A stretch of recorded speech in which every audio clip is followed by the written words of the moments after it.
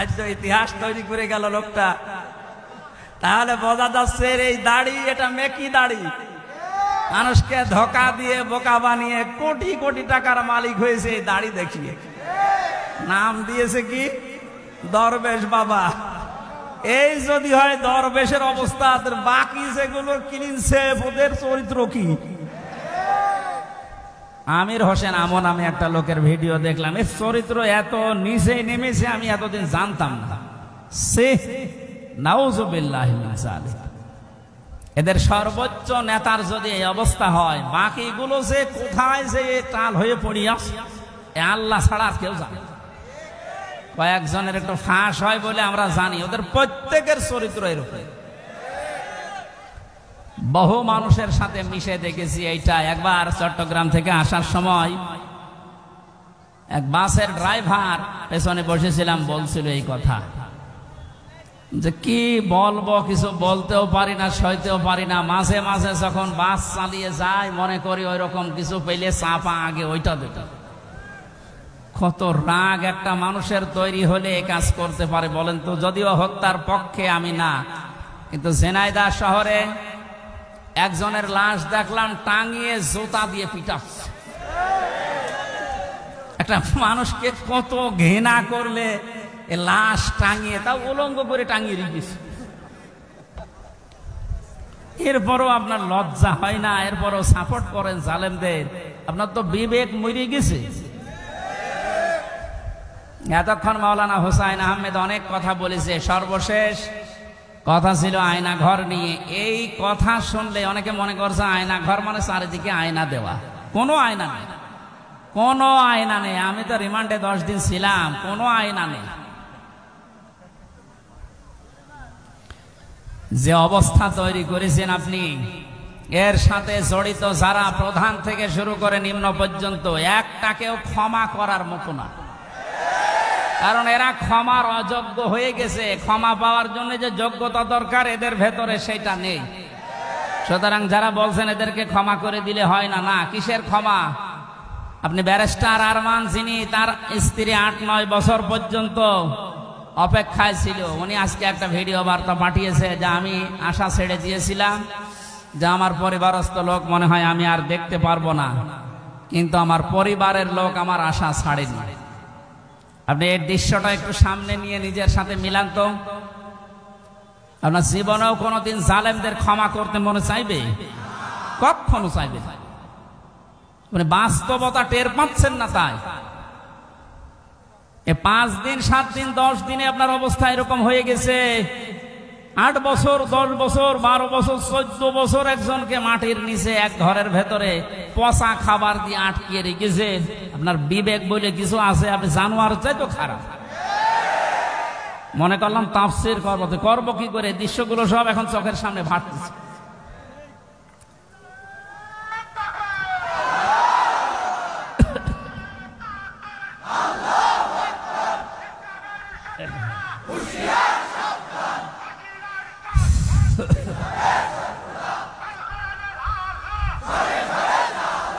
আলহামদুলিল্লাহ ভাই, এই ময়দানটা এখন আমাদের জন্য মরণের পরে যেন সাক্ষী হয়, সেই ব্যবস্থা আজকে আমরা করে নিয়ে যেতে চাই ইনশাআল্লাহ। মরণের পরে কিছু সাক্ষী আমরা কোরআন এবং হাদিস থেকে পেয়েছি, 4 প্রকার হবে। প্রথমে মানুষকে বিচার করার জন্য আল্লাহ রাব্বুল আলামিন যখন তুলবে, প্রথমে তার মুখের উপরে মোহর লাগিয়ে দেবে। তার হাত এবং পাও, অন্যান্য অঙ্গ প্রত্যঙ্গ আল্লাহর সাথে কথা বলবে। সূরা ইয়াসিনের 65 নম্বর আয়াতে আল্লাহ জানিয়েছেন, আল ইয়াউমা নাখতিমু আলা আফওয়াহিহিম ওয়া তুকাল্লিমুনা আইদিহিম ওয়া তাশহাদু আরজুলুহুম বিমা কানু ইয়াকসিবুন। জোরে বলেন আল্লাহু আকবার। আল্লাহ পাক বলেন, আজকের এই দিনে তোমার মুখ আমি সেলাই করে দিলাম, মুখে মোহর লাগিয়ে দিলাম। তোমার হাত এবং পা, অন্যাঙ্গ পতঙ্গগুলো আমি আল্লাহর কাছে তোমার বিরুদ্ধে পক্ষে সাক্ষী দেবে। এই জন্য এই সাক্ষীটা আমরা যেন ঠিক রাখি। আমাদের হাত, আমাদের পা, অঙ্গ পতঙ্গ যেন কিয়ামতে ময়দানে মহাশারে আমাদের বিরুদ্ধে চলে না যায়। এমন এমন কাজে হাত দিয়ে করা দরকার, এমন এমন কাজে পা দিয়ে করা দরকার, কিয়ামতে যেন এটা আমার পক্ষে দাঁড়িয়ে সাক্ষী দিয়ে আমাকে জান্নাত পর্যন্ত পৌঁছিয়ে দেয়। এই যে আইদিহিম, তোমাদের হাত, এই হাত মানে শুধু এই হাত না, তাফসীরের ভাষায় এসেছে হাত মানে ক্ষমতার হাত। এই 17 বছর ক্ষমতার হাত যারা অন্যায়ভাবে ব্যবহার করলেন বিভিন্ন চেয়ারে বসে, আপনি বলেন তো কি সওয়াব দেবেন কিয়ামতে আপনার এই হাত দিয়ে? আপনার মুখ তো থাকবে বন্ধ, কথা বলতে পারবেন না, আপনার এই হাত আপনার বিপক্ষে চলে যাবে। এই জন্য আপনার জন্য আমাদের আফসোস হচ্ছে, আপনি এই 17 বছর জুলুম করার কারণে শুধু নিজের ক্ষতি করেননি, নিজের শরীর পর্যন্ত ক্ষতিগ্রস্ত করবেন, আপনার হাতও আপনার বিপক্ষে যাবে। প্রভাব প্রতিপত্তির হাত আছে। এলাকায় অনেকের ক্ষমতা ছিল না, কিন্তু প্রভাব প্রতিপত্তি ছিল। টাকা পয়সা, জমি জায়গা, অর্থ সম্পদের মালিক হওয়ার কারণে এগুলো জুলুমের পক্ষে কাজে লাগিয়ে মাসলুমকে আরো যেন জুলুম করা যায় সেভাবে ব্যবহার করেছিলেন। নিজের সাথে আপনি মিলান। তাফসীর মাহফিলে এসেছেন, অন্তত কিছু নিয়ে যান। আপনার মনের পরিবর্তন যদি কোরআন ঘটাতে না পারে, যেহেতু কিয়ামত পর্যন্ত হেদায়েতের বাণী নিয়ে আর কোনো কিতাব আল্লাহ পাঠাবেন না, সুতরাং এর কথা শুনে আপনাকে হেদায়েত পাওয়া লাগবে। আল্লাহ যেন আপনাকে পরিবর্তন হওয়ার তৌফিক দান করেন, আমিন। এরপরে যে সমস্ত হাতের কথা আছে, এমনকি শরীরের এই হাতও এর ভেতরে আছে। এই হাত দিয়ে আমরা এমন কোন কাজ এখন থেকে মরণ পর্যন্ত আর না করি যেন আমার বিপক্ষে গিয়ে আমাকে আবার জাহান্নামে নিয়ে যায়। 2 নম্বরে ওয়ারজুলুহুম বিমা কানু ইয়াকসিবুন দিয়েছেন। আল্লাহ রাব্বুল আলামিন পায়ের কথা জানিয়েছেন। পা দিয়ে মানুষ শক্তিশালী কাজগুলো করে বেশি আমরা দেখি। এই পৃথিবীতে ইসলাম ধ্বংস করার জন্য, ইসলামকে উৎখাত করার জন্য এক শ্রেণীর মানুষ এখনো বিভিন্ন লাইনে শক্তি খাটিয়ে যাচ্ছে। এজন্য আমাদের পা, আমাদের হাত আমরা পক্ষে রাখি, আল্লাহর পক্ষে, কোরআনের পক্ষে, মানবতার পক্ষে। আল্লাহ তুমি তৌফিক দিও, আমিন। 2 নম্বরে সাক্ষী হয়ে দাঁড়াবে আপনার এই 2 কাঁধের উপরে যারা আছে এরা। আল্লাহ পাক জানিয়েছেন কিরামান কাতিবিন ইয়ালামুনা মা তাফআলুন। সম্মানিত 2 জন লেখক তোমাদের সাথে আমি আল্লাহ দিয়েছি, এরা সব সময় তোমাদের ভালো মন্দ লিখতে আছে। সুতরাং এই সাক্ষীটা আরো কঠিন। এই যে 2টা সাক্ষী 24 ঘন্টা আমাদের কাঁধের উপরে বসে লিখতেছে। আমার তো আফসোস হচ্ছে, এই 15 বছরে অনেকের অনেক কিছু লেখা হয়েছে কিন্তু প্রকাশ হয়নি, তাই ধরা পড়েনি। টাকলা মোরাদের নাম শুনেছি আমরা। এই লোকের মাত্র 6 মিনিট 8 সেকেন্ডের একটা অডিও কল রেকর্ড ফাঁস হওয়ার কারণে তার সব চলে গেছে। এরকম বহু কল রেকর্ড ফাঁস হওয়ার অপেক্ষায় এখন সামনে আছে। ভাতের হোটেলের মালিক হারুনের মাত্র কয়েক সেকেন্ড, সব হারিয়েছে। আমরা হাসির জন্য বলছি না, আমাদের এখানে হাজারো মানুষ যারা অনেকের এরকম রেকর্ড আছে যেন ফাঁস না হয়। এই সমস্ত দুর্বৃত্তদের থেকে শিক্ষা নেওয়া দরকার। আমাদের জীবনেও বহু রেকর্ড আছে, ওর 6 মিনিট 8 সেকেন্ড ফাঁস হয়ে যদি সব হারায়, কিয়ামতের ময়দানে এই যে 2 জন বসে আছে এরা কিন্তু সব ফাঁস করবে। না জানি আমাদের আবার সব হারিয়ে যায় কিনা। 3 নম্বরের সাক্ষীর কথা আমি পেয়েছি। এই যে জমিনে বসে আছে, এই জমিনটা কিয়ামতে সাক্ষী দেবে, মহেশপুরের এই জমিন। আখরাজাতিল আরদু আসকালাহা। আল্লাহ পাক বলেন মাটির ভেতরে যা আছে সব সেকাল, সবগুলো বোঝা জমিন সেদিন বের করে দেবে। সুতরাং এখানে বসে আছি, এই জায়গাটুকু যেন কিয়ামতে আমার পক্ষে দাঁড়ায়, বলেন আমিন। এরপরের সাক্ষী হচ্ছে আল্লাহ আমার আমল নামা, যেটা আজকের তেলাওয়াতকৃত আয়াত দিয়ে আমরা যেটা আরম্ভ করবো ইনশাআল্লাহ। সূরা বনী ইসরাইলের 14-15 নম্বর আয়াত আল্লাহ জানিয়েছে, ইকরা কিতাবাকা কাফা বিনাফসিকাল ইয়াওমা আলাইকা হাসিবা। না, একটু কথা বন্ধ করেন, আপনার গোনাহ হয়ে যাচ্ছে। মনে করছেন আমার কষ্ট হচ্ছে, আমার গোনাহ হবে না, আপনার গোনাহ হচ্ছে। ভাই, কোরআনের আলোচনা আরম্ভ হলে আল্লাহর ঘোষণা হচ্ছে চুপ থাকা লাগবে, শোনা লাগবে। পরিবেশ এখন এরা কি করবে? আর জায়গা নেই, এই জন্য যেখানে দাঁড়িয়ে আছেন, বসে আছেন, শুয়ে আছেন, থাকেন, কথা শুনে। আবার বলছি চুপ করেন, কথা বলা যাবে না ভাই। মোবাইলে রেকর্ড হচ্ছে, ওটা কালকে আপনি ইন্টারনেট থেকে নামিয়ে নেবেন, দেখতে পারবেন। আর পরে যারা দেখতে পাননি, আমি এখানে বসে থাকবো, দেখে তারপর বাড়ি যাবেন। কি বলবো আর করেন, এই কথা কানে আসলে আমি হারিয়ে ফেলবো। কথা বন্ধ করেন। এমনিতে 3 বছর জেলে থাকার কারণে অনেক কিছু হারিয়ে গেছি, অনেক কিছু আমি হারিয়ে ফেলেছি। কারণ আগে যা মুখস্থ করতাম 10 মিনিটে, এখন 10 দিনেও হচ্ছে না। কারণ ওরা এমন এমন খাবার খাওয়ায়, ওগুলো খেলে মানুষের ভেতরে কলকব্জা সব নষ্ট হয়ে যায়। আমি অনেক কিছু হারিয়েছি, আর হারাতে চাই না। আপনারা একটু আমাকে সুযোগ করে দেন কোরআনের কথাগুলো বলার। কথা বলবেন না, যাই করেন কথা বলবেন, ইশারায় করবেন। আমল নামাটা হাতে দিয়ে আল্লাহ পাক বলবেন পড়ো, লোকটা পড়তে থাকবে, আল্লাহ জানিয়ে দেবেন এইটাই তোমার হিসাবের জন্য যথেষ্ট, আর কিচ্ছু লাগবে না। জান্নাতে যাবে না জাহান্নামে যাবে, এই আমল নামাটা যেটা ফেরেশতা লিখেছিল এইটাই বলে দেবে। আল্লাহর বান্দা ওইটা হাতে নিয়ে পড়া আরম্ভ করবে। কয়েক লাইন পড়ার পরে দেখবে না, এইটা তো জনগণের সামনে পড়া যায় না, লাইনটা বাদ দিয়ে পরের লাইনে চলে যাবে। হাজার হাজার সিসি ক্যামেরা নিয়ে দাঁড়িয়ে আছে ফেরেশতারা।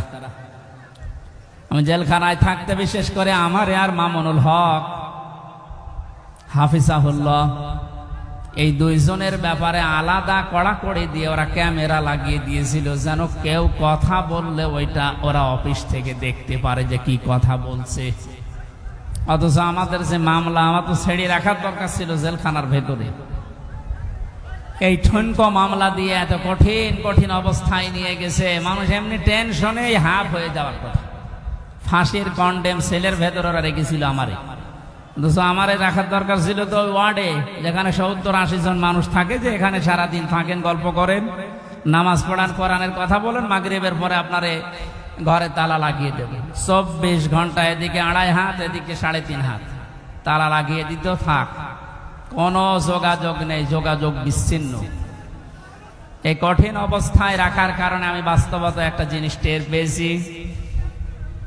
কিয়ামতের ময়দানের এই যে আল্লাহ আমল নামাটা হাতে দিয়ে পড়বে, যখন পড়, এই লাইনটা আসলে যারা এই জুলুমের সাথে সম্পৃক্ত ছিল, ওই জুলুমের কথাটা ওরা পড়তে চাবে না।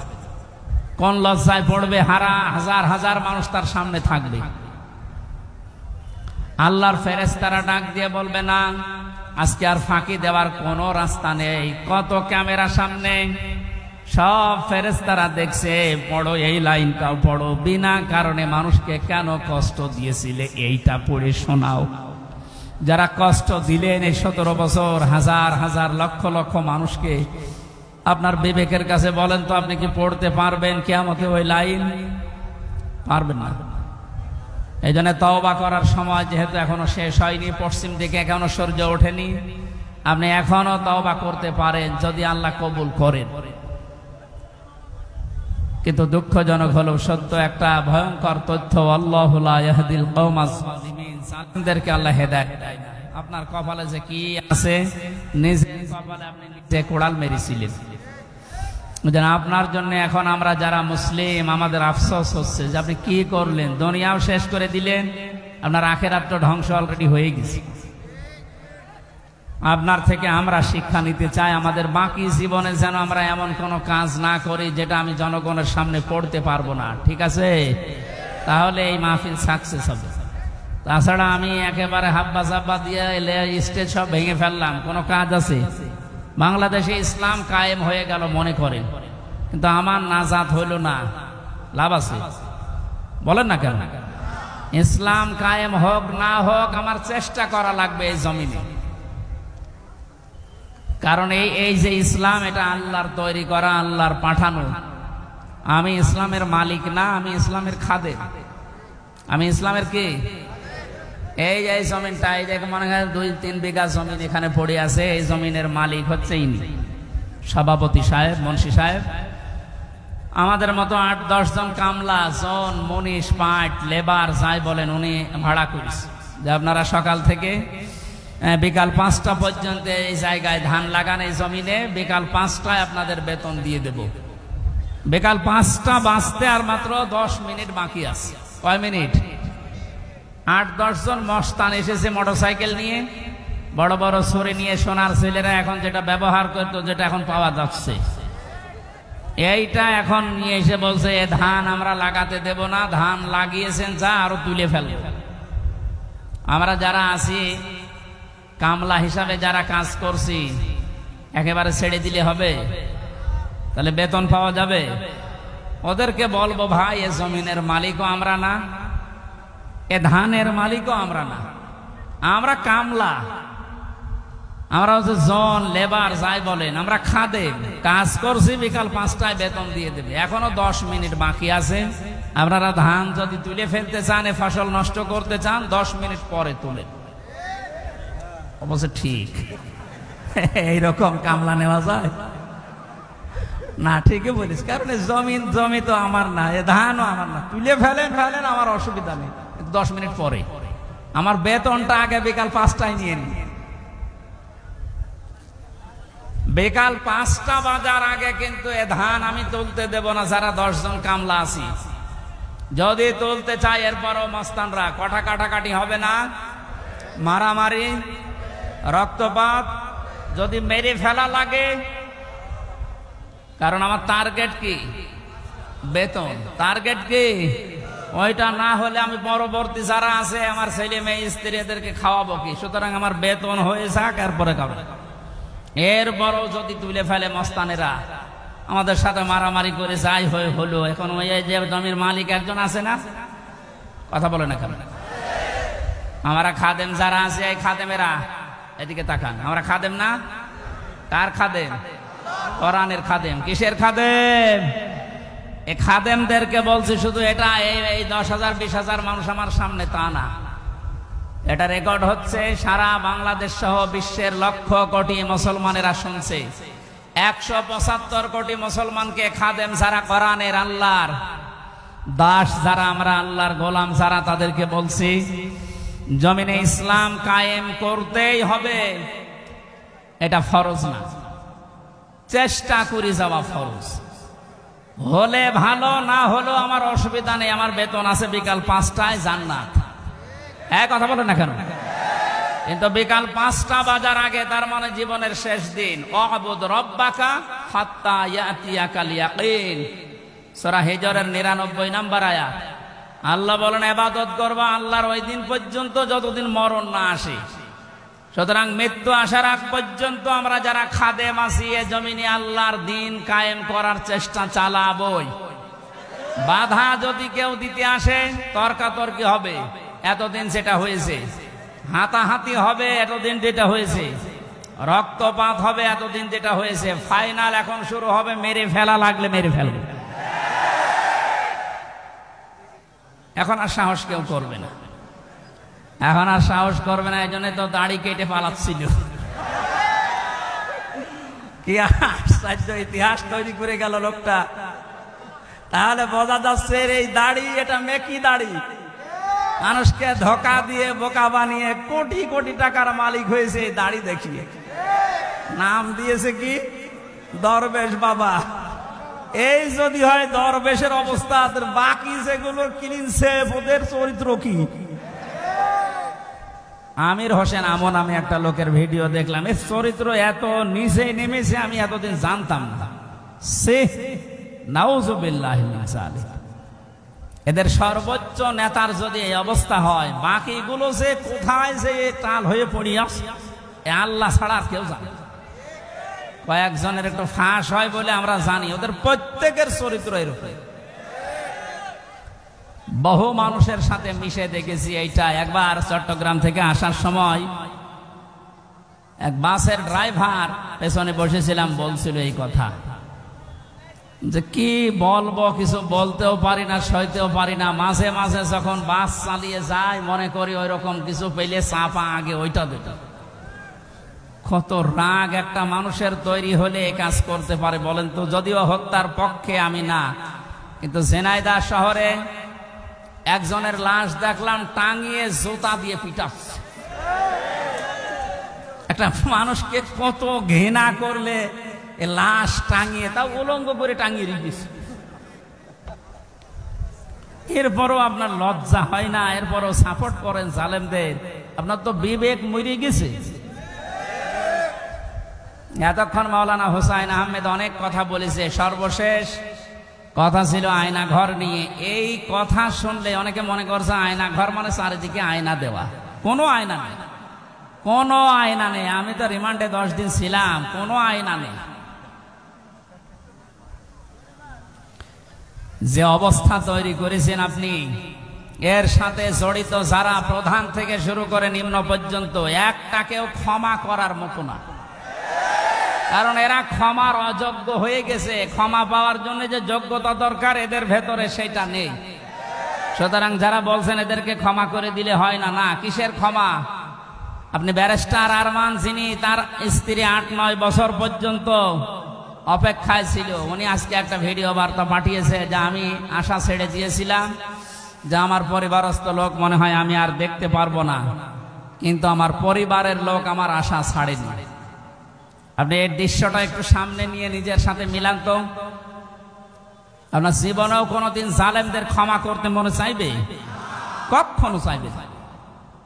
মানে বাস্তবতা টের পাচ্ছেন না। তাই 5 দিন 7 দিন 10 দিনে আপনার অবস্থা এরকম হয়ে গেছে। 8 বছর 10 বছর 12 বছর 14 বছর একজনকে মাটির নিচে এক ঘরের ভেতরে পচা খাবার দিয়ে আটকিয়ে রেখেছে। আপনার বিবেক বলে কিছু আছে? আপনি জানোয়ার চাই তো খারাপ। মনে করলাম তাফসীর করবো কি করে? দৃশ্যগুলো সব এখন চোখের সামনে ভাসতেছে।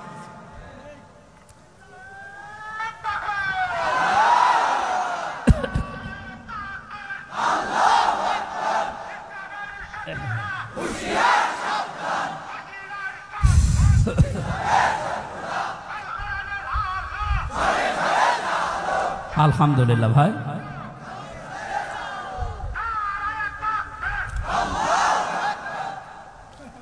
আমার ভাইরা, কোরআনে কারিমে আল্লাহ পাক জানিয়েছেন মায়াশফা শাফাআতান হাসানাতান ইয়াকুল্লাহু নাসীবুম মিনহা ওয়া মায়াশফা শাফাআতান সাইয়্যাতান ইয়াকুল্লাহু কিফলুম মিনহা ওয়া কানা আল্লাহু আলা কুল্লি শাইইন মুকিতা। এই পৃথিবীতে কোন মানুষ যদি ভালো কাজের, সৎ কাজের, কল্যাণমূলক কোন কাজের সুপারিশ করে, সহযোগিতা করে, রায় দেয়, ভোট দেয়, সাপোর্ট করে, সমর্থন জানায়, ওই লোকটা ভালো কাজ করে যে সওয়াব পাবে, আপনি ওই ভালো কাজে শুধু রায় দেওয়ার কারণে, সাপোর্ট দেওয়ার কারণে একই সওয়াব পেয়ে যাবেন। সুতরাং এই সুযোগ কিন্তু সামনে আসতেছে। ভালো কাজ করা যায় যে সমস্ত মানুষের দ্বারা, আপনি যদি ওই জায়গায় যেতে না পারেন, যারা ভালো কাজ করবে এদেরকে আপনি অন্তত সাপোর্ট দিয়ে, সহযোগিতা করে, রায় দিয়ে হলেও এগিয়ে যাবেন। লোকটা ভালো ভালো কাজ করে যত সওয়াব কিয়ামতে নিয়ে উঠবে, আপনি শুধু রায় দেওয়ার কারণে কিয়ামতে ওই সওয়াব নিয়ে উঠতে পারবেন? পরবর্তী শব্দ দেখেন, ওমাই ইয়াশফা শাফাআতান সাইয়্যাতান ইয়াকুল্লাহু কিফলুম মিনহা।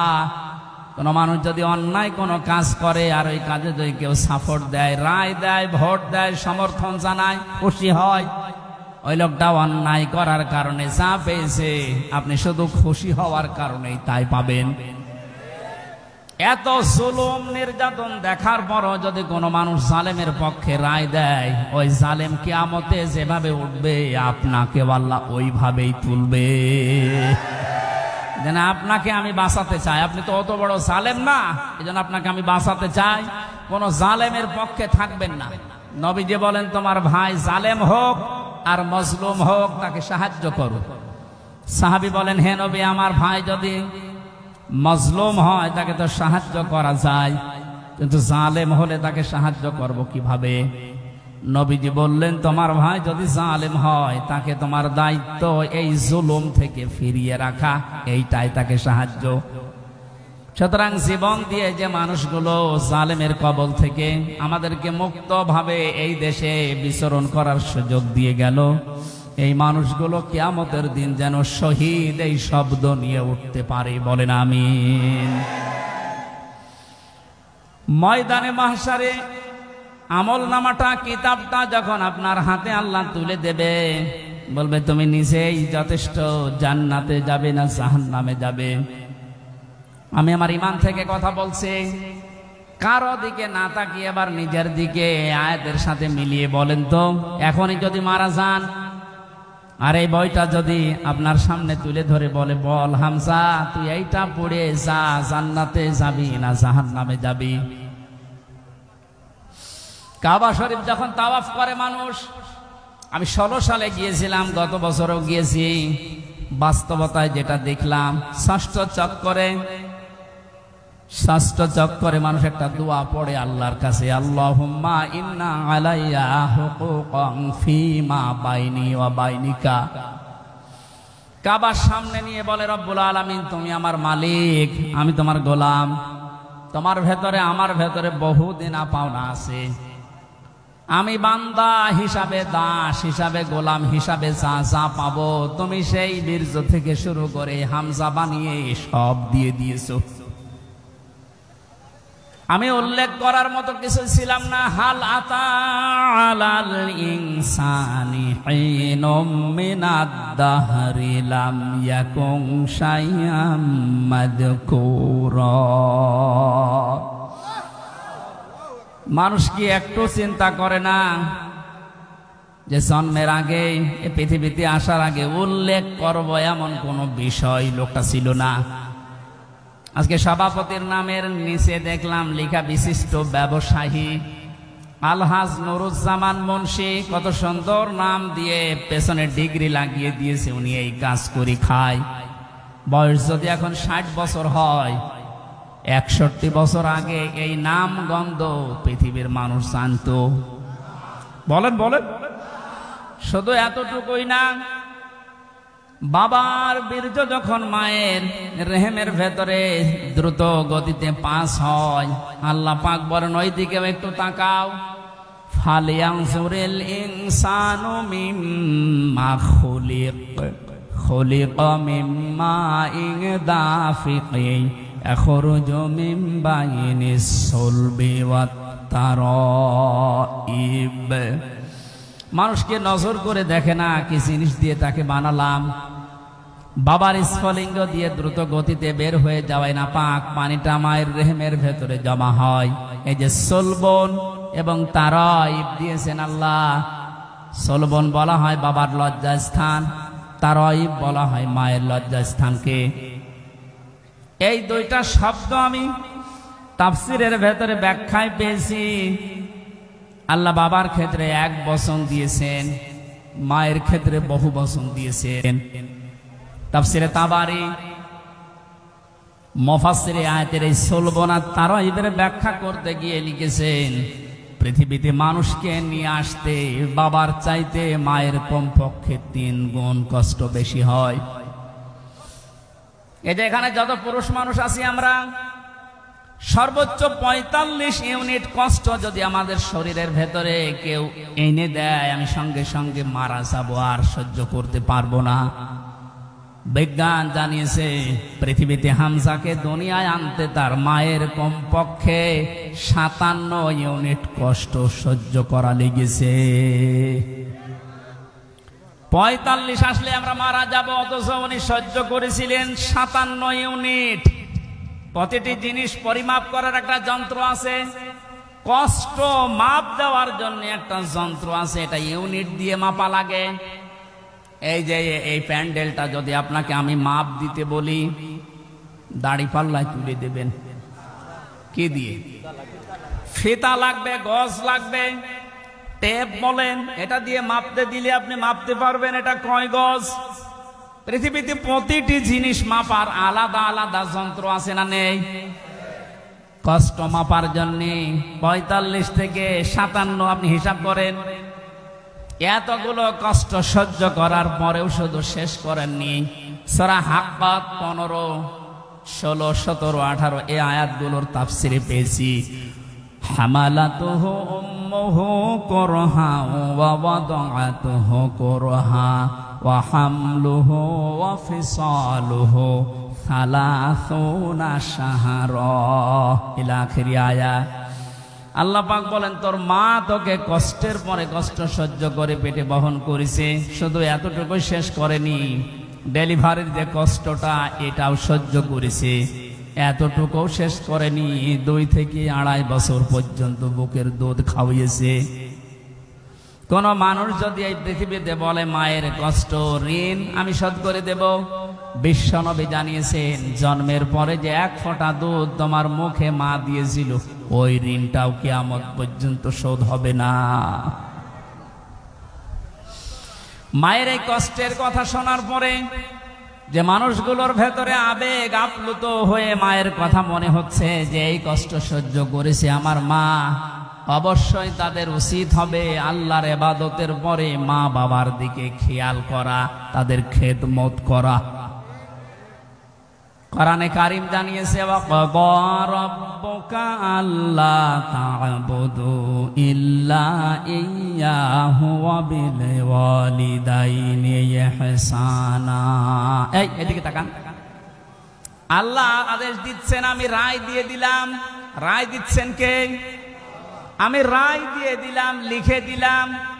এই যে কসম মানে ফয়সালা করে দেওয়া, রায় দেওয়া, লিখে দেওয়া, সিদ্ধান্ত জানানো।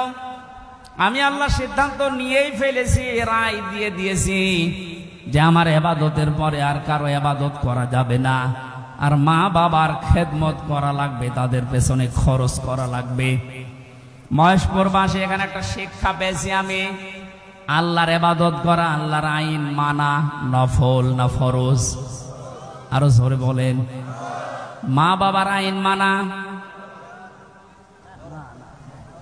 আপনি আলেন, আপনি কথা বলবেন না। যারা জানেন না মুখ খুললেন কেন বলেন তো? আমি এখানে একটা শিক্ষা নিতে চাই, আমি গতানুগতিক কথা বলি না। আপনি দেখেন তো কি এখান থেকে বের হয়। আল্লাহর আইন মানা আমরা দেখলাম ফরজ, প্রশ্ন করা যাবে? বলেন না কেন? আল্লাহর আইন আপনার বুঝে আসুক বা না আসুক এটাই ফাইনাল, কোনো প্রশ্ন। আল্লাহর আইন মানা কি? সবাই মুখ খোলেন তো কি?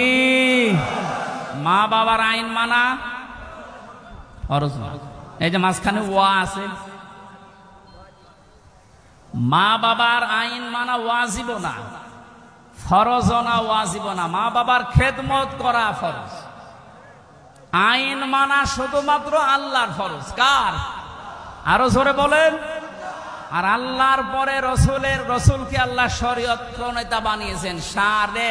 এজন্য উনি যে নিয়ম নীতিগুলো দিয়েছেন ওইগুলো ফরজ। মা বাবার আইন মানা ফরজ নয়, তাদের সেবা করা, খেদমত করা, টাকা পয়সা তাদের পেছনে খরচ করা কি? বলেন না কেন? কেন ফরজ? কেন?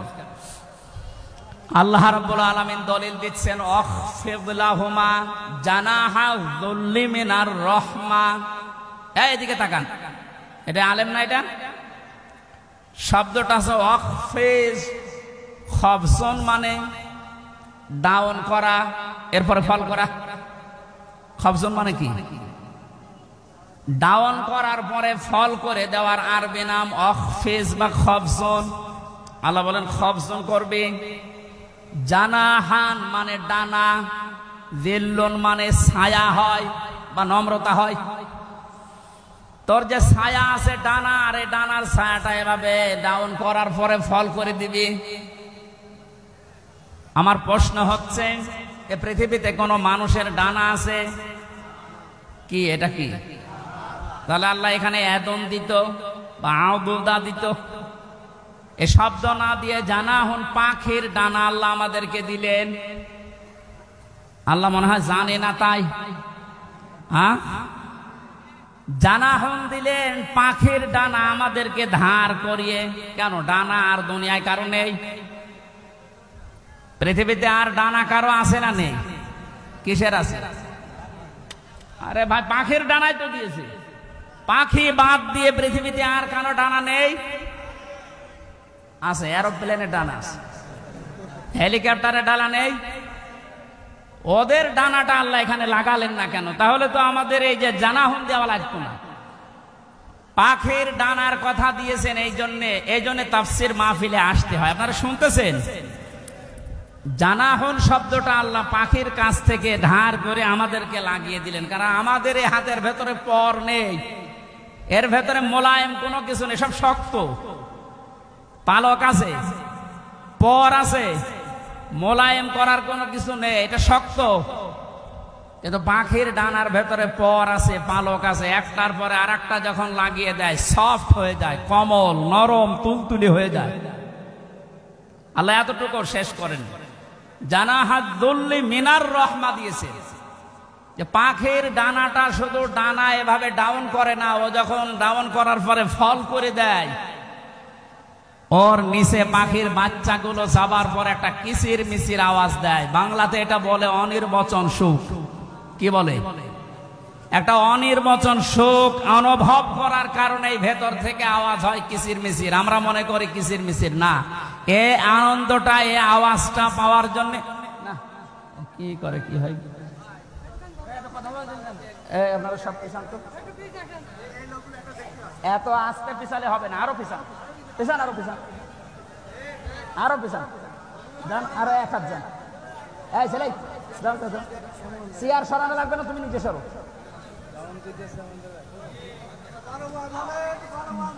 কথা বোঝার কোন ই নেই। তাফসীরুল কোরআন মাহফিলে আমি আর কি করছি? কথা বোঝার চেষ্টা করেন ভাই। আল্লাহ রাব্বুল আলামিন পাখির ডানাটা এই জন্যই দিয়েছেন মানুষকে বোঝাতে, পৃথিবীর বান্দা বান্দিরা, তোমার মা আর বাবা যখন শেষ বয়সে চলে যাবে, তারা যেন তোমার এই পাখির ডানার মতো হাতের যে ছায়া, এর নিচে পড়ার পরে যেন একটা আনন্দ অনুভব করে, যে আমার হামজা থাকতে অন্তত আমার আর কোনো চিন্তা নেই। মহেশপুরবাসী কত আলেম এখানে বসে আছে, হাজারো মানুষ আমরা, বলেন তো আমাদের মা আর বাবা এখন শেষ বয়সে এসে এইটা বলার মতো স্কোপ পাচ্ছে না? পাচ্ছে না। আল্লাহ রাব্বুল আলামিন মায়ের কথা 3 বার দেওয়ার জন্য তারাই বহু বচন দিলেন, আর বাবার কথা 1 বার দিয়েছেন। আমি যেটা পর্যন্ত এটা নিয়ে এসেছিলাম, নেই থেকে শুরু করে পর্যন্ত যিনি নিয়ে আসলেন, কারো সাহায্য যার লাগেনি।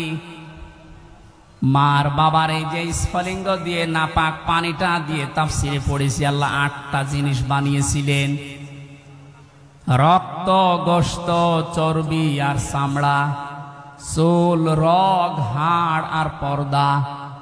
8টা জিনিস যখন মায়ের রেহেমের ভেতরে এক হয়ে যায়, আল্লাহ পাক তখন ফেরেশতাদেরকে বলে, আমি আল্লাহ আমার রব নামের কারণে 5টা জিনিস একে দান করব। ওয়াজআলা লাকুমুস সামআ ওয়াল আবসারা ওয়াল আফইদা ইলা আখিরিল আয়া। সূরা নাহলের 78 নম্বর আয়াতের মাঝের অংশে আল্লাহ জানিয়েছেন, শ্রবণ শক্তি, দর্শন শক্তি, বাক শক্তি, আকেল শক্তি আর ঘ্রাণ শক্তি, এই 5টা আমি আল্লাহ নিজে তাকে দান করেছি। একটাও যদি কম দিতাম, দুনিয়ায় আসতো ওই লোকটা কিন্তু অপূর্ণাঙ্গ হয়ে। এখানে অনেকাংশ মানুষ আমরা সব পূর্ণাঙ্গ মানুষ, কয়েকজন হয়তো আছে বিকলাঙ্গ, অন্ধ, ন্যাংড়া, কিন্তু হাজারো মানুষ আমরা সব পূর্ণাঙ্গ মানুষ।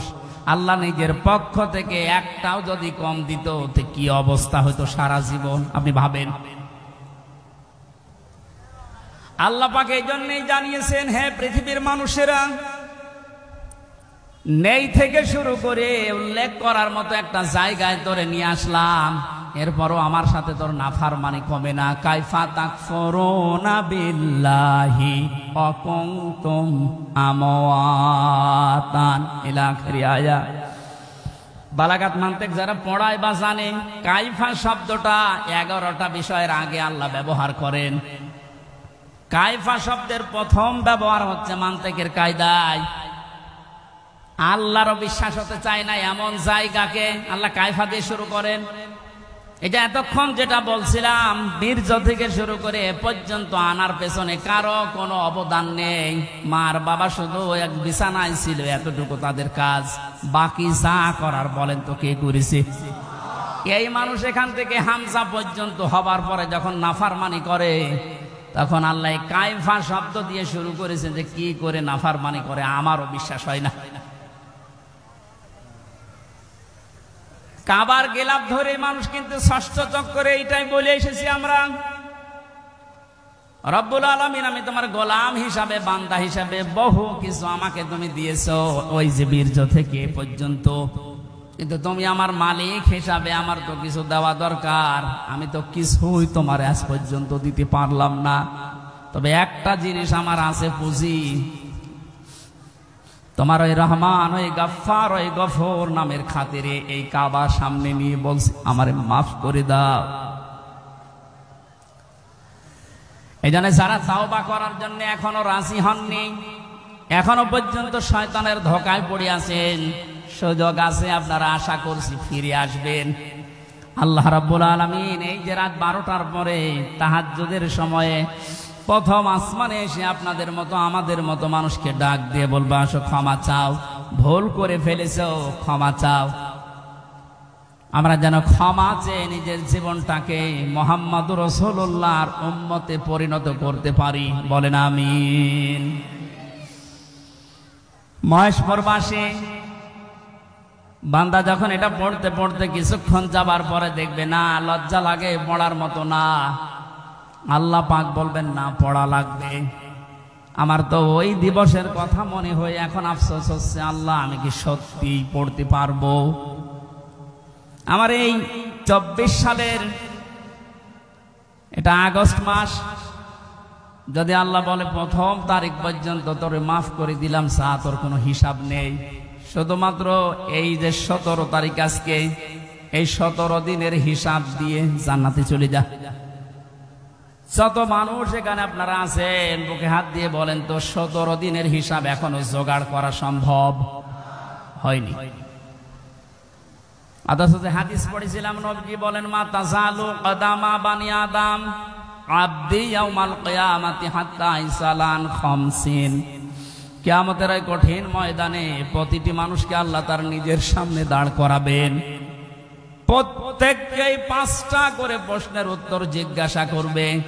5টা প্রশ্নের সঠিক জবাব দেওয়া ছাড়া কেউ সামনেও যেতে পারবে না, পেছনেও যেতে পারবে না, জায়গা দাঁড়িয়ে থাকবে। শুধু মাইক ফাটিয়ে টেবিল ফাটিয়ে ফেলেন না, নিজের সাথে মিলান তো। জালেমদের কথা তো বাদই দিলাম, আমরা যারা মজলুম আছি তারা নিজেদের দিকে এই 5টা বিষয় একটু মিলাই। গোসামিল দিয়ে উত্তর দিলে হবে না, নকল করে গোপালগঞ্জের মতো পাশ করে চাকরি পেলে হচ্ছে না। আমরা A+ পাওয়ার পরও আমাদেরকে দেয় না, আর ওরা 2.5 পেয়ে চাকরি পেয়ে যাচ্ছে। কত দুর্নীতি হয়েছে আপনি এবার টের পাচ্ছেন। বাস্তবতায় মিলিয়েছেন আপনি একবারও যে এই লোকটা নিজে আল্লাহর সামনে দাঁড়িয়ে আছে? আপনি নিজে মনে করেন দাঁড়িয়ে যখন আছে, আল্লাহ জিজ্ঞাসা করছেন হামজা বলো তো দেখি, একটা জীবন দিয়েছিলাম 60 বছরের, এই 60 বছরে কি করলে? জবাব সঠিকটা দাও। 2 নম্বরের বিষয় আল্লাহ দিয়েছেন যুবকদের বিষয়, এবং সাবাবিহি ফিমা আবলা, একটা যৌবন কাল দিয়েছিলাম। 15 থেকে শুরু করে 45 বছরে যে বিশাল একটা যৌবন কাল, এটা কোন কোন কাজে লাগিয়েছে বলো? আর যেহেতু যুবকদের কারণে এ দেশটা স্বাধীন হয়ে গেল, এই যুবকগুলো নাই পার পেয়ে যাচ্ছে। আমরা যারা যুবক আছি স্বাধীন দেশে এখনো পর্যন্ত পরিবর্তন হচ্ছে না, কি জবাব দেব বলেন?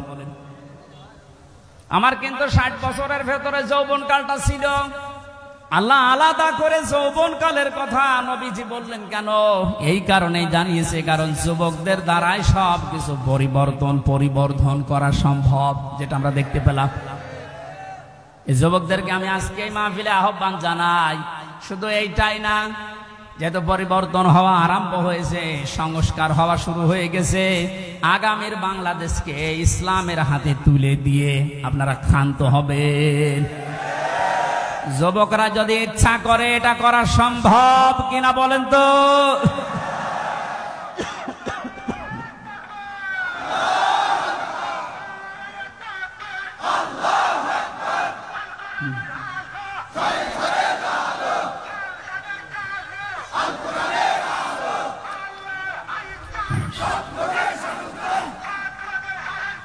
আল্লাহর আইন চাই। আলহামদুলিল্লাহ, তাকবীর যেন আল্লাহ কবুল করেন এবং বাংলাদেশ চোখে যেন দেখান, বলেন আমিন। আজকে এই যে শেজিয়া বাজারে আমি আয়াতটা পড়েছিলাম, আরাআইতান নাস ইয়াদখুলুনা ফি দীনিল্লাহি আফওয়াজা। হে নবী, আপনি যখন দেখবেন যে আল্লাহর সাহায্য এসে গেছে, তখন তো বিজয় হবে। দলে দলে পালে পালে মানুষ ইসলামে প্রবেশ করছে, যেটা আমরা এখন চর্মচোখে সারা বাংলাদেশে দেখতে পাচ্ছি। একটু যাদের বিবেক আছে, একদম মরে যায়নি, তারা আজ সবকিছু ভুলে ইসলামে চলে আসছে। কারণ ইসলামের মালিক ওরা জানে যে দেশে জামাত ইসলাম, শিবির, চরমনা, এরা না, ইসলামের মালিক কে? আর যারা আমরা আছি, আমরা ইসলামের খাদেম। সুতরাং ইসলাম প্রতিষ্ঠা করতে গিয়ে, ইসলাম কায়েম করতে গিয়ে বিকাল 5টার আগে কাউকে আমরা আর ষড়যন্ত্র করতে দেব না ইনশাআল্লাহ। এই যে বিচারপতির নামে কলঙ্ক, মানব জাতি হিসাবে একদম কুলাঙ্গার এই যে মানিক, বিচারপতির নাম নিলাম এই কারণে, নাম নিয়েও গুনাহ হবে, কারণ এ মানুষের পর্যায়ে পড়ে না। ইসলামকে এই দুনিয়া থেকে মিটানোর জন্য বিশেষ করে বাংলাদেশ থেকে যারা ভূমিকা পালন করেছে বেশি, তার ভেতরে এই অবৈধ বিচারপতি আছেন। ওর কথাবার্তা শুনলে শয়তান পর্যন্ত হাসে, বলে আল্লাহ তুমি আমারে শয়তান বানিয়েছো। এটা চোখে দেখনি? আমি মাঝে মাঝে ওরা দেখি আর ভাবি আমি তো শয়তান দেখি না, যদি দেখতাম মনে হয় এরকমই হতো। এটা টাটকা নির্ভেজাল শয়তান। সুতরাং এরকম শয়তানের অনুসারী যারা আছেন, তুরিন আফরোজ থেকে বহু শয়তানকে 15 বছর দেখলাম। এখন ইসলামের যে উর্বর ভূমি বাংলাদেশে হচ্ছে, চলছে, কায়েম হওয়ার পথে, বাধা দিতে আসলে কিন্তু বিকাল 5টার আগে কোনো ছাড় নেই। এটা তো গেল কামলাদের। আর যিনি জমির মালিক যে বসে আছে, উনি যদি এসে দেখে সব ধান নষ্ট করে ফেলেছে, এরপরে উনি কিছু বলছে না, তার মানে ওনার কোনো শক্তি নেই। বিশ্বাস করেন, মনে মনে চিন্তা করেন ওনার শক্তি নেই, তা না। এখন হয়তো কিছু বলছে না, গোপনে ওনার কোনো কিছু আছে। যেদিন ধরবে ওইদিন বাপ বলার সময় দেবে না, যেটা আমার আল্লাহ এখন মালিক হিসাবে করছে। ইন্না বাদশা রব্বিকা লাশাদীদ, তোমার রবের ধরা বড় শক্ত ধরা। নৌকা উঠে পালাতে গিয়েও পারে না। পারবে কি করে? কারণ ওরে তো আমরা ধরি নাই, ধরেছে কে? এদের কারণে হাজারে, অবৈধ আইন মন্ত্রীর কারণে হাজার হাজার মানুষ আইনের এই জায়গায়, ন্যায় বিচারের জায়গায় অবিচার পেয়েছে বেশি। তার বাস্তব প্রমাণ আমি নিজে না, সিএমএম কোর্ট, জজ কোর্ট, হাইকোর্ট মিলিয়ে আমার মামলা কতবার তুলেছে। এই যে আমার মামা বসে আছে, মামা শ্বশুর, আমার চাচা ছিল ঢাকায়, বাবা তো ওগুলো বোঝে না ভালো, রাত দিন দৌড় চাকরি করে বেটা, এরপরও রাত দিন এখানে ওখানে উকিল ধরে করবে কি? কারণ যারেই ধরবে, যত বড় উকিল ধরুক, আর এক উকিল তো বসে আছে ওখান থেকে, যতক্ষণ সিগন্যাল না পাবে আমার নাকি বের হওয়ার কোনো একটা বিচার হলো। আর প্রতিদিন টিভির সামনে এসে শুনতাম যে নাকি লেকচার দিচ্ছে, যে আমরা ন্যায় বিচার কায়েম করে ছড়ি দিচ্ছি। এই ন্যায় বিচার। আমার মতো মূল্য চুরির মামলায় যদি 33-32 বার হাইকোর্টে মামলা ওইটি জামিন না দেয়, কিসের ন্যায় বিচার? যেটা এখন সব পরিষ্কার হয়ে গেছে। 15 বছরে কোনো ন্যায় বিচারে দেশে কায়েম হয়নি, পুরাটা হয়েছে অবিচার। আল্লাহ যেটা নিজে এখন ধরিস।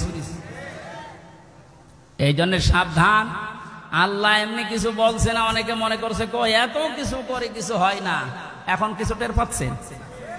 আলেমদের মাথায় দড়ি দিয়ে ছাগলের মতো, গরুর মতো যখন টেনে নিয়ে যেত ওই কোর্টে, বারান্দায় দাঁড়িয়ে অনেক শয়তান দেখতাম হাসতেছে আর টিপ্পনি কাটতেছে। যে দেশে আর হুজুর নেই, আমির হামজা, মাওলানা মামুনুল হক এরে ধরলো, আর হুজুর নেই দেশে, তাদের কত সুন্দর সুন্দর কথা, ফেরেস্তার মতো কথা বলে, আর এরা উঠলে শুধু রাজনীতি করে। ধরেছে ঠিকই হয়েছে। এখন আপনি টের পাচ্ছেন কি হচ্ছে? 10 দিন আগে যে লোকটা আইন পুরা চালাতো, সেই লোকটার পক্ষে একটা উকিল পর্যন্ত এখন দাঁড়াতে রাজি না। এইটাই আল্লাহর ধরা। এটা কার ধরা? এই জন্য জমিনের মালিক যিনি, উনি যদি ধরে, বাপ বলার কিন্তু সময় পাবেন না।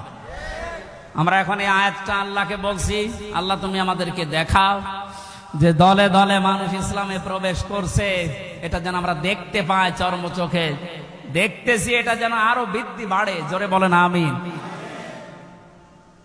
কারণ এই জমিনে বহু মানুষ এই 52-53 বছর চালিয়েছে, আমরা দেখলাম না? বাবা চালিয়েছিল, স্বামী চালিয়েছিল, চাচা চালিয়েছিল, বউ চালিয়েছে, ভাবি চালিয়েছে। এক কথা বলছেন না? কিন্তু কোরআন দিয়ে চললে দেশটা কেমন দেখা যায় এটা এখনো আমরা দেখি নাই। এখন আমরা সবাই একমত, দলমত আর নেই। কোরআন দিয়ে এই দেশ চললে কেমন দেখা যায় ওইটা আমরা এই চোখে দেখতে চাই। কারা কারা দেখতে রাজি আছেন দেখি? লিল্লাহি তাকবীর।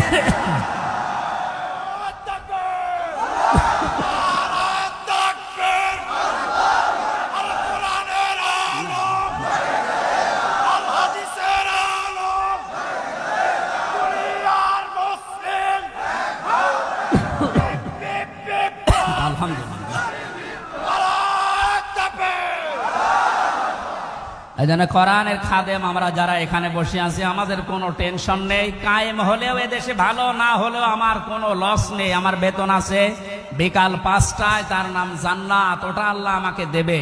কারণ বিকাল 5টা পর্যন্ত জমিটা একটু দেখে শুনে রাখতে পারলে উনি যেমন বেতন দেবে, আল্লাহ আমাদেরকে জমিনে কাজ করার জন্য বেতন দিতে পারে না? ওই বেতন পাওয়ার আশায় আছে। কিয়ামতের ভয়াবহতার কথা আজকের তেলাওয়াতকৃত আয়াতগুলোতে ছিল। যেহেতু আমরা বলেছিলাম 1 ঘন্টা, এই জন্য খুব তাড়াতাড়ি করছি, সামারাইজ করছি। আল্লাহ রাব্বুল আলামিন সূরা হাক্কাত 52টা আয়াত দিয়েছেন। কিয়ামতের যে ভয়াবহ দৃশ্য এগুলো আল্লাহ তুলে ধরেছেন প্রথম থেকে। পুরাটা তাফসীর করতে গেলে অনেক সময় লাগবে। সামনে আরো 2টা মাহফিলে এলাকায় আছে, আমরা ওখানে ধারাবাহিকভাবে বলবো ইনশাআল্লাহ। আজকে খুব কম সময় নিচ্ছি। হাক্কাতের 19 থেকে শুরু করে যতটুকু পারা যায়। আল্লাহ রাব্বুল আলামিন বলেন, ফাআম্মা মান উতিয়া কিতাবাহু বিয়ামিনিহি ফায়াকুলু হাউমুকরাউ কিতাবিয়া। কিছু তথ্য আছে নতুন আলেমরা যারা, জ্ঞানী মানুষ যারা, ভালো করে শুনবেন। আল্লাহ পাক বলেন কিয়ামতের কঠিন ময়দানে যেদিন বিচার শুরু হবে, ফাকাইফা তাত্তাকুনা ইন কাফারতুম ইয়াওমা ইয়াজআলুল বিলদানা শিবা। এত কঠিন ভয়ঙ্কর সালসালা অবস্থা তৈরি করব, যুবক মানুষ বুড়ো হয়ে যাবে। ও বাংলার মুসলমানেরা, 8টা বছর যে লোকটা আয়না ঘরে ছিল আজকে দেখতে পেলাম। এই যে ব্যারিস্টার আরমান, যুবক বয়সের যে ছবি, 8 বছরে তার অবস্থান কোথায় গিয়ে দাঁড়িয়েছে আপনি তাকান। তাও তো 8টা বছর জুলুমের স্টিম রোলার চলার কারণে তার অবস্থা এখন এই। অথচ আল্লাহ জানিয়েছেন কিয়ামতে এমন ভয়াবহ অবস্থা তৈরি করব, দৃশ্য দেখেই মানুষ সঙ্গে সঙ্গে যুবক মানুষ বুড়ো হয়ে যাবে। ওনার বুড়ো হতে সময় লেগেছে 8 বছর, কিয়ামতে আমার বুড়ো হতে সময় লাগবে কয়দিন? মুহূর্তের ভেতরে চোখের পলক পড়তে বুড়ো হয়ে যাবে মানে যুবক মানুষ। কি অবস্থা হবে এবার ভাবেন। ইয়াউমা ইয়াফিরুল মারউ মিন আখি, প্রথমেই পালাবে মানুষ দেখলেই তার আপন ভাই থেকে। ওয়া উম্মিহি ওয়া আবি, তার মায়ের কাছ থেকে, বাবার কাছ থেকে।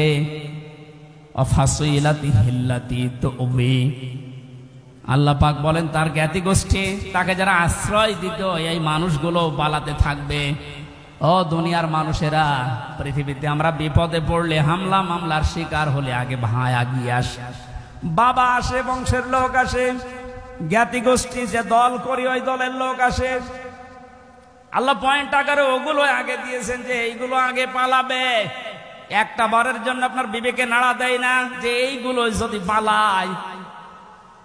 যারা ধোকা দিয়ে অনেককে 15 বছর বোকা বানিয়ে রেখেছিল, পীরের নামে হাজার হাজার লক্ষ লক্ষ ভণ্ড বেরিয়ে, যে কোনো চিন্তা নেই আমরা আছি, ওরা আগে পালাবে। আমরা বিবেককে একটু রায় দেয় না যে মা যদি পালায়, বাবা যদি বলে না আমি বিয়ে করিনি, সন্তান পাবো কোথায়? আমার তো এই আয়াত পড়ার পর বিশ্বাস হয় লক্ষ কোটি পীরেরা বলবে আল্লাহ দুনিয়া আমি পীর ছিলাম, মুরিদ পাবো কোথায়? এই জন্য কোন ভণ্ডের উপরে আশা আকাঙ্ক্ষা ভরসা না করে নিজের কাজের দিকে ভরসা করেন। আল্লাহ বলেন তোকে পড়তে দেব, পড়, ধরে আমল নামাটা পড়। ফায়াকুলু হাউ মুকরাউ কিতাবিয়া, ইন্নী জানানতু আন্নী মুলাকিন হিসাবিয়া। কিতাবটা হাতে নিয়ে পড়তে আরম্ভ করবে আর বলবে, অবশ্যই আমি এটা বিশ্বাস করে চলতাম যে আমাকে একদিন আল্লাহর দরবারে এভাবে হিসাব দেওয়া লাগবে। শুধু এই আয়াতটাই মানুষের জীবন পরিবর্তন করে দিতে পারে। কষ্ট হচ্ছে আপনাদের? আয়াতটার তাফসিরে আমি তাবারিতে পড়েছি, খলিফাতুল মুসলিমিন হযরত ওমর রাদিয়াল্লাহু তাআলা আনহু তার সন্তানটাকে একবার ভর্তি করলেন মাদ্রাসায়।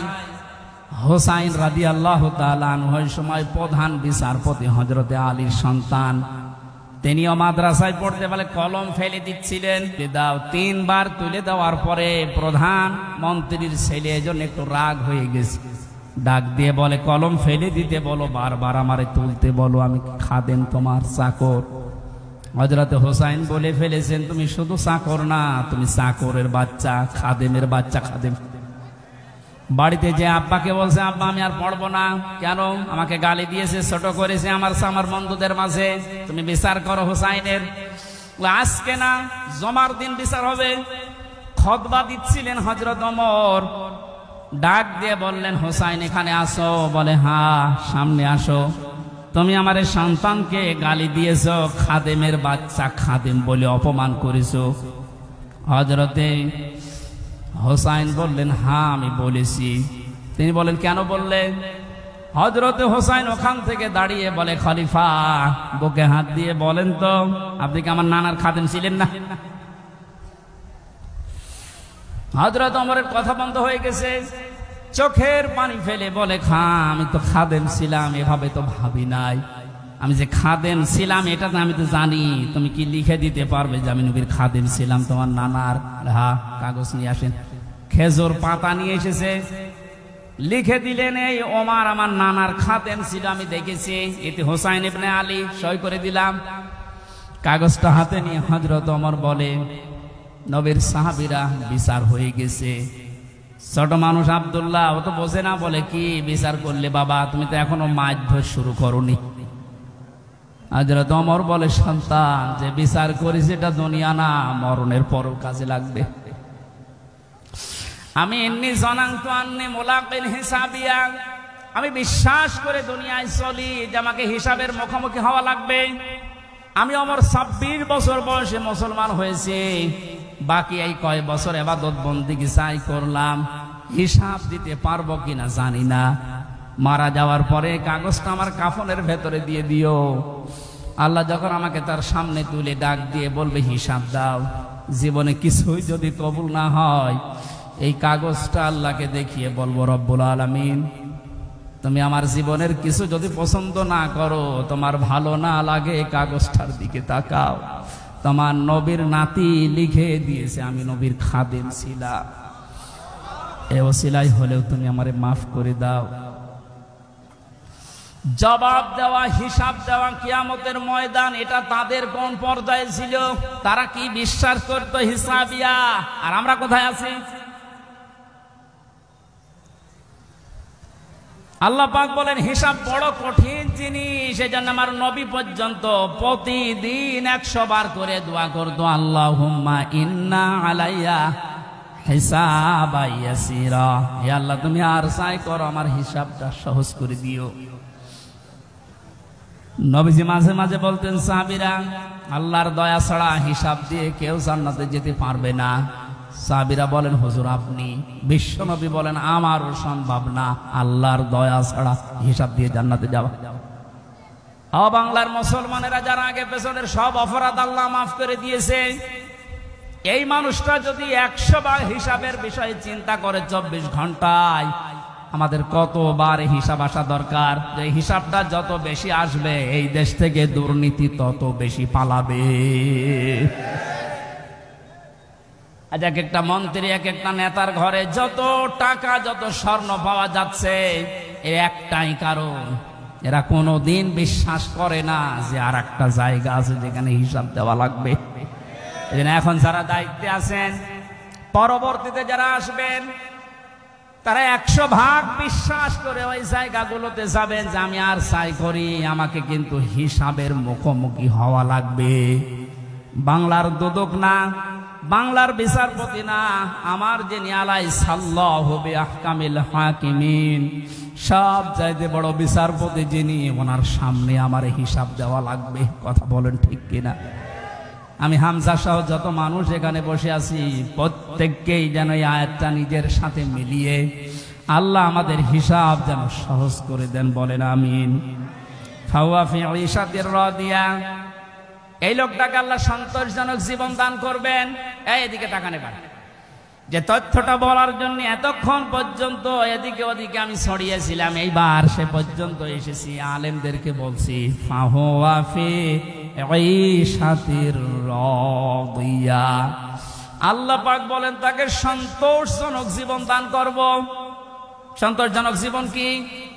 ফি জান্নাতিন আলিয়া, সুউচ্চ মাকাম জান্নাত যেটা, ওখানে আল্লাহ তাকে পৌঁছিয়ে দেবেন। কুতুফুহা দানিয়া, যার ফলগুলো হাতের নাগালে এসে নাড়াচাড়া করবে।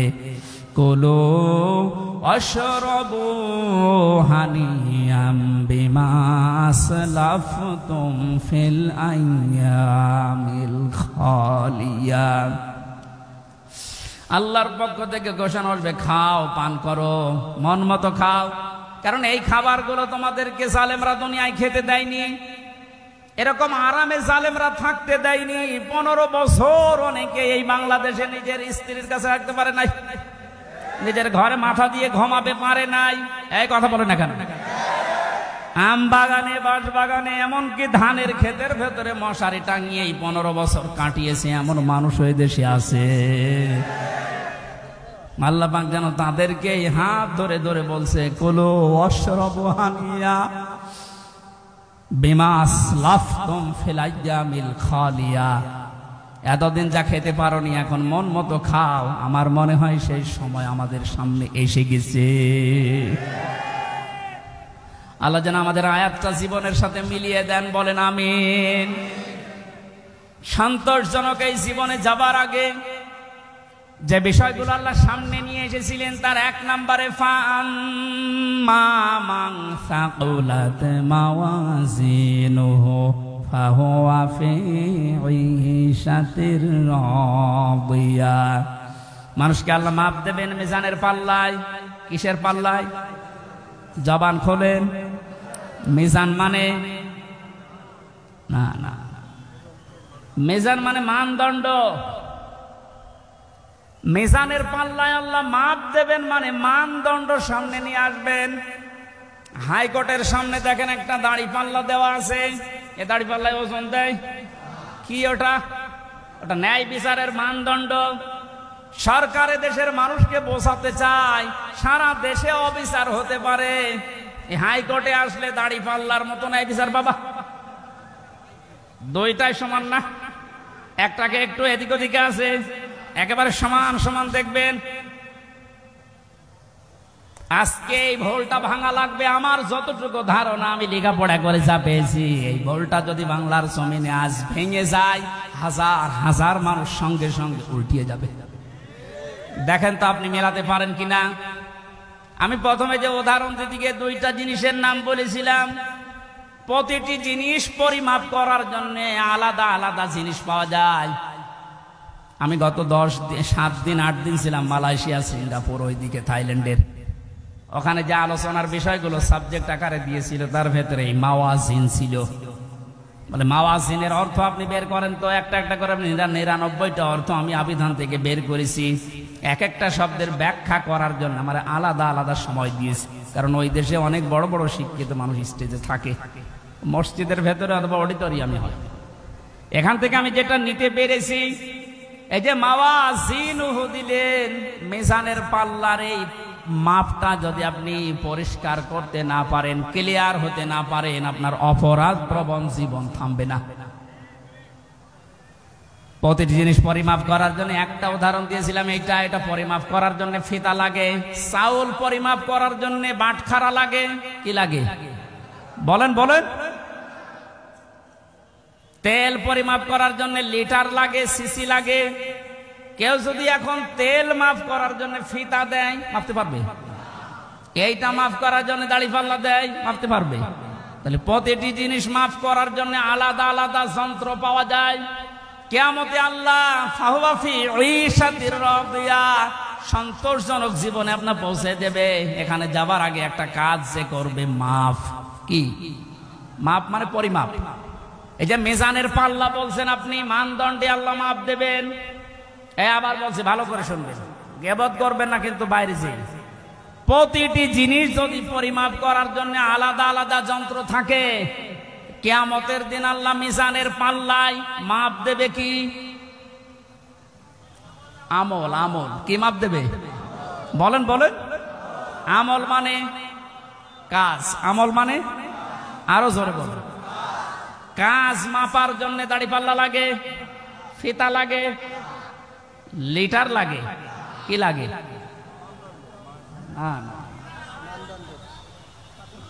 কে বলেছে না? কি ছাত্র ক্লাস করাচ্ছে আল্লাহ জানে। এটার জন্যই তো আসতে হয়। মাপ দেওয়ার জন্য এই পৃথিবীতে গুরুত্ব লাগে।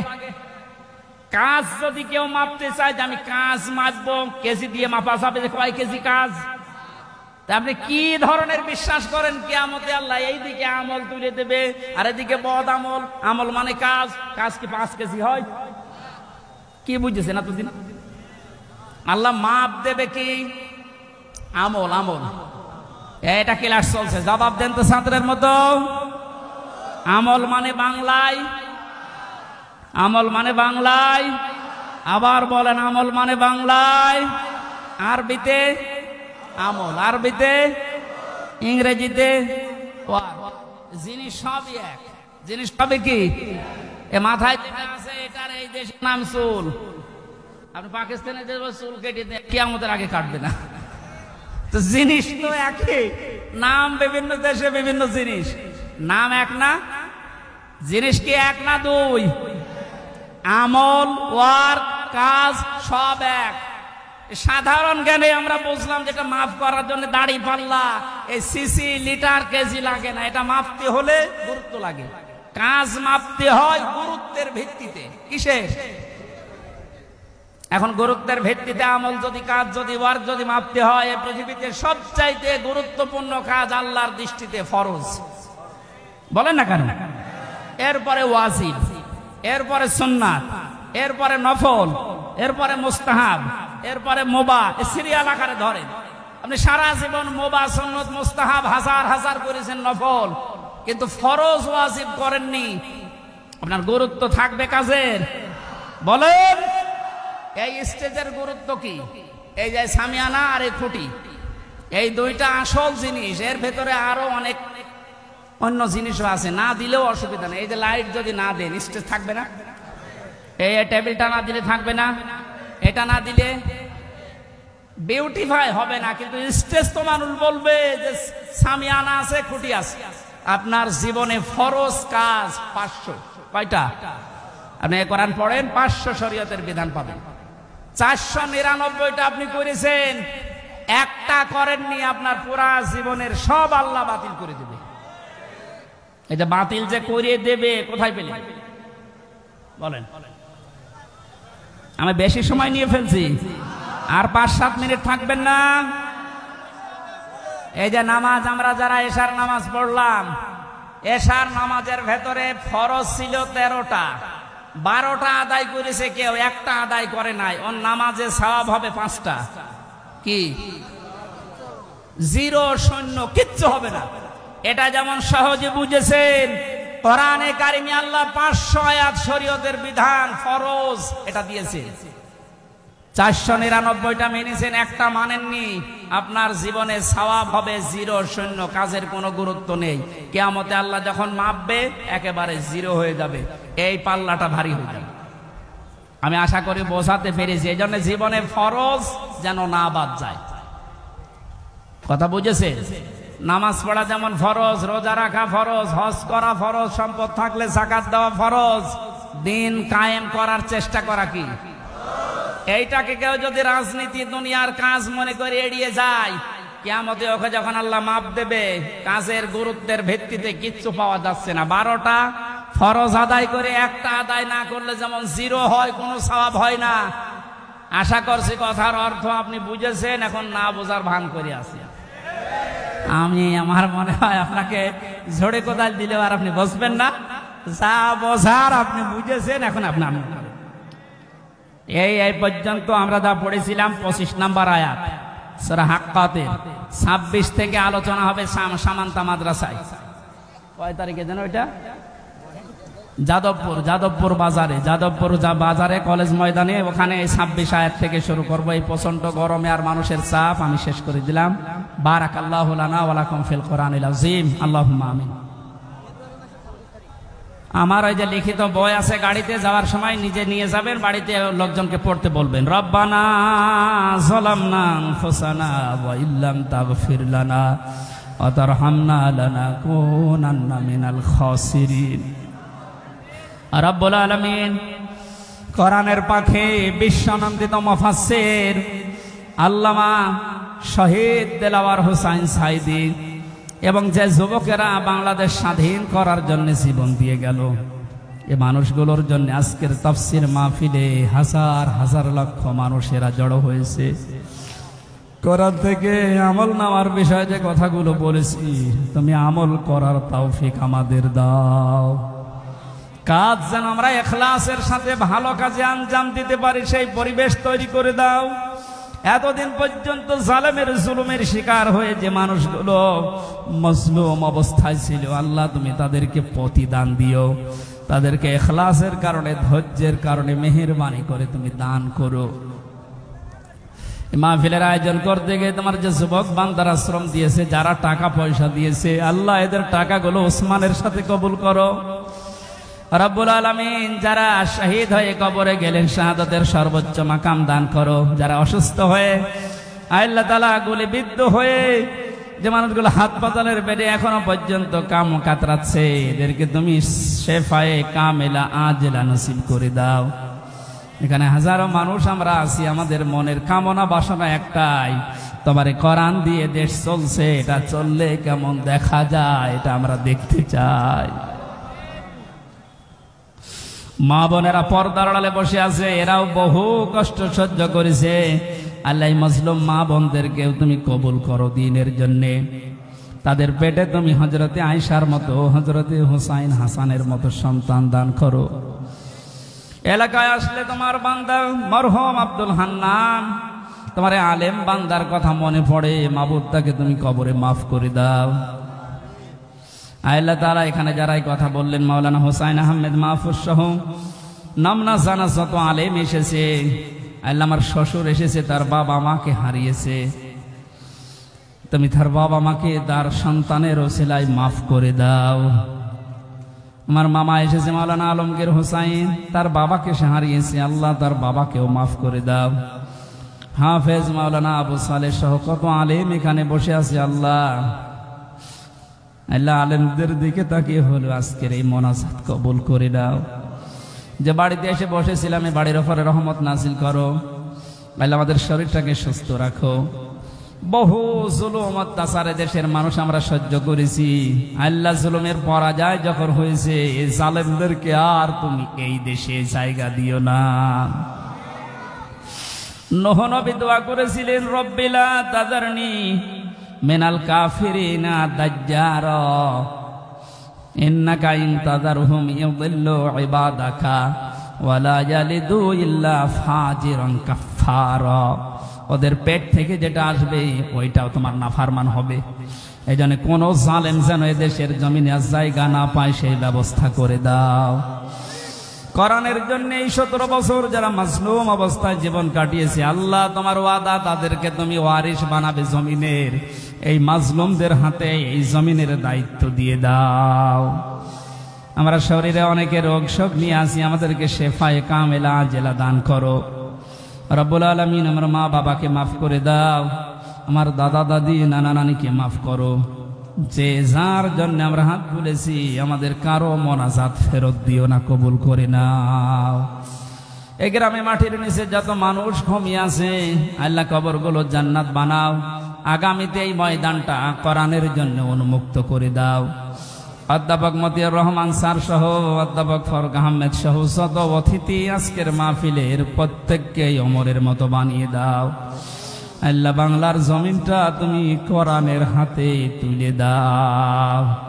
কখন কার মরণ চলে আসে জানি না, এখনো আমরা এখানে কেউ জানি না মহেশপুরের বাজারে, সেজিয়ার বাজারে কার কাফনের কাপড় এসে গড়াগড়ি করছে।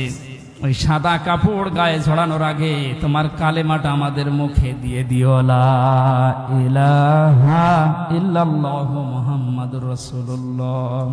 আসসালামু আলাইকুম। এখন আর সাহস কেউ করবে না।